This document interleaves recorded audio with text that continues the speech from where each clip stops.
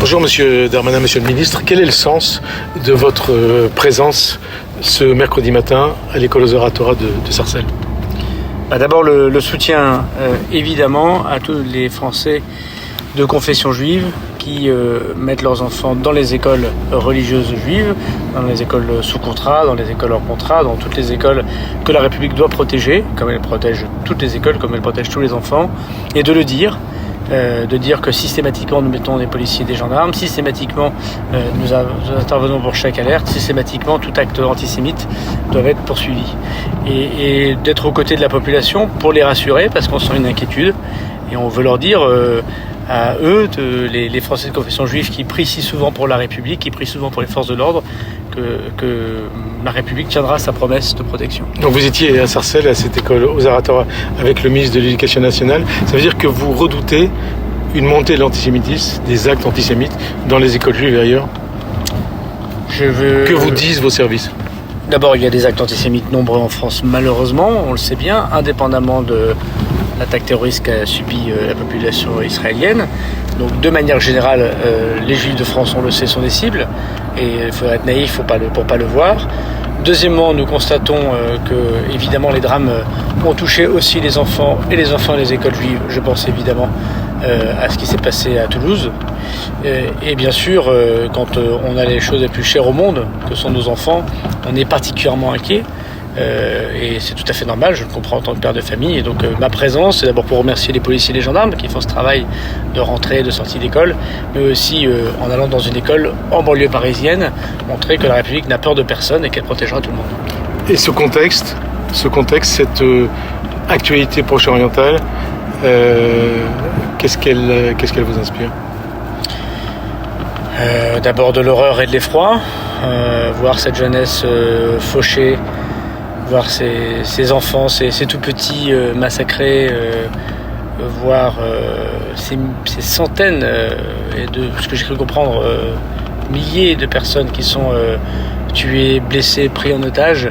C'est l'effroi, et c'est l'effroi que l'on a quand on voit les terroristes islamistes de Daesh, quand on voit les horreurs faites non pas par des gens qui font des crimes de guerre, ce n'est pas une guerre, ce sont des attentats terroristes qui sont commis contre l'humanité même. Et quand on regarde ça, quand on voit ça, on ne peut pas s'empêcher d'imaginer que c'est son bébé, c'est sa sœur, c'est son frère, et que, évidemment, le devoir de protection, il est sur le territoire national, mais il est aussi de soutien envers tous ceux qui connaissent ces agressions terroristes absolument ignobles. Est-ce que vous avez des informations particulières par rapport aux Français qui sont prisonniers du Hamas ? Non, je n'en ai pas. Vous savez que c'est le ministère... Qu'est-ce que compte faire la France en leur direction ? Je n'en ai pas parce que ce sont ces ministères des Affaires étrangères qui gèrent cela, bien évidemment. Je sais que le président de la République est très attentif à chacun des cas individuels. Il y a beaucoup aussi de confusion d'informations, des gens qui sont parfois pris en otage peut-être, qui sont disparus mais qui ont été retrouvés, des gens blessés dans les hôpitaux, des gens qui ont fui Israël à la frontière.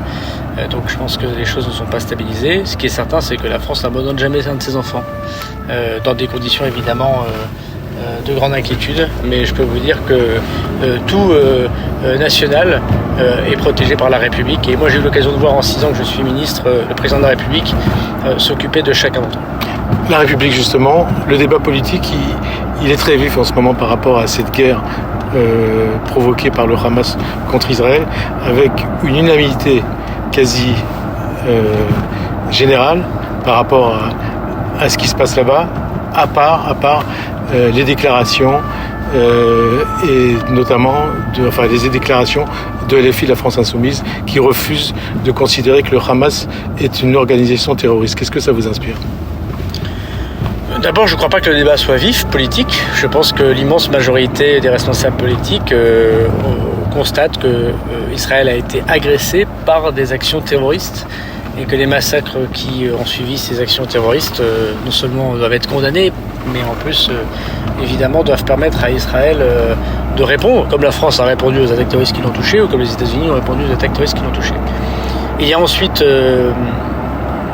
j'ai du mal à dire un parti politique, il y a ensuite des responsables politiques. Donc LFI pour vous, c'est plus un parti politique, c'est plus un parti de la République ? J'ai du mal à le dire, parce que quand on voit l'ignominieux, on a du mal à comprendre pourquoi il continue.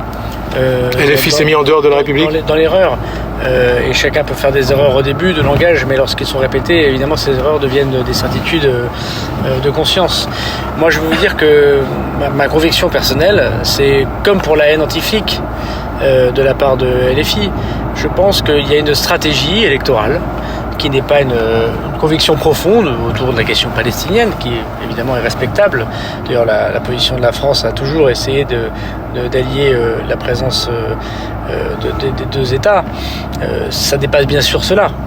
Je pense qu'il y a une stratégie électorale au sens électoraliste du terme de Jean-Luc Mélenchon, de Mathilde Panot, de parler à ce qu'ils pensent être les quartiers. Ils pensent que la rue, pour faire très vite, est pro-palestinienne, comme ils pensent que la rue est anti-flic.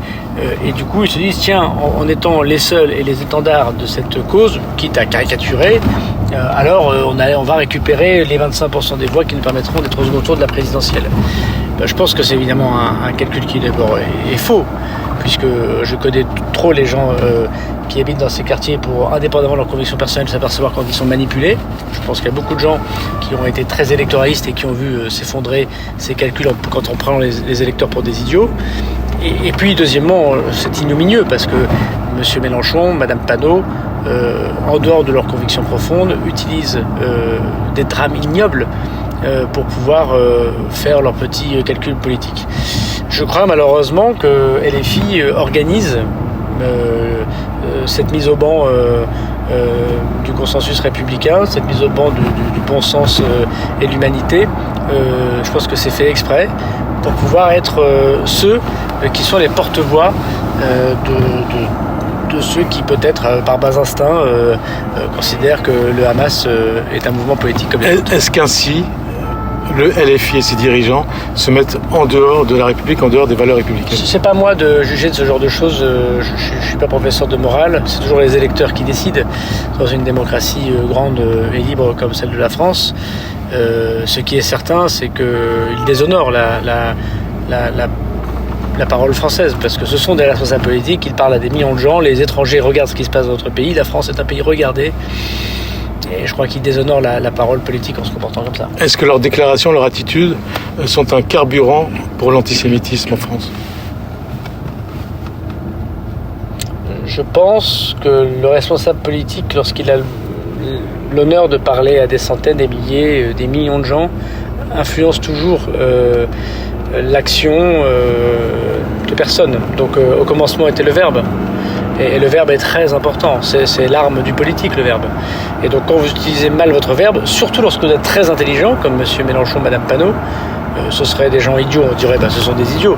Mais comme on les connaît très intelligents, très cultivés, on sait qu'ils le font avec une espèce sans doute de stratégie de crime contre la pensée. Donc ça crée une atmosphère en tout cas, ça crée une atmosphère qui est propice à l'antisémitisme. Qui favorise l'antisémitisme? Ça crée une atmosphère qui est propice à l'antisémitisme. Ça veut dire que ça peut donner l'idée à des islamistes radicaux de s'en prendre aux juifs?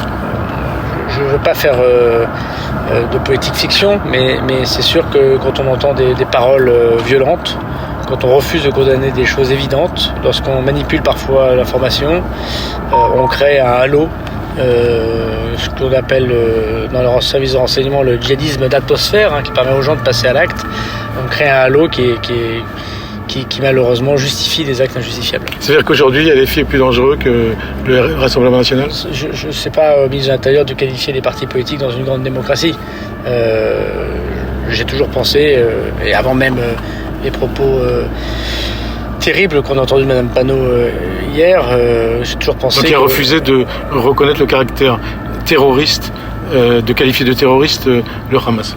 Je crois que j'ai toujours pensé que des gens qui disaient que la police tuait, par exemple, était assez dangereux pour la société dans laquelle j'ai envie de vivre. Alors dans ce contexte, vous avez annoncé la demande de dissolution d'un certain nombre de mouvements ou d'associations. Qu'est-ce qu'il en est précisément? Écoutez, il est un petit peu tôt pour en tirer des conclusions administratives. Dissoudre une association, c'est une décision longue qui se prend au Conseil des ministres, contrôlée par le Conseil d'État. La liberté d'association en France est très protégée.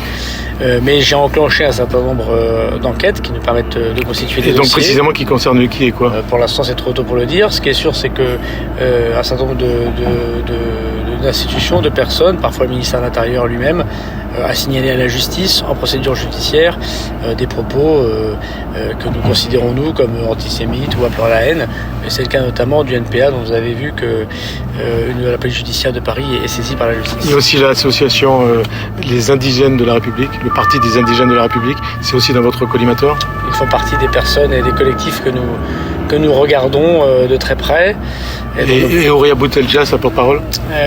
Alors, pour ce qui concerne des personnes, évidemment, c'est à la justice de juger. En ce qui concerne les structures, c'est au ministère de l'Intérieur de les considérer. Donc, je sais que le garde des Sceaux est très attentif à ce qui se passe également avec les procureurs de la République. Ce que je peux vous dire, c'est que la main du ministère de l'Intérieur n'a jamais tremblé.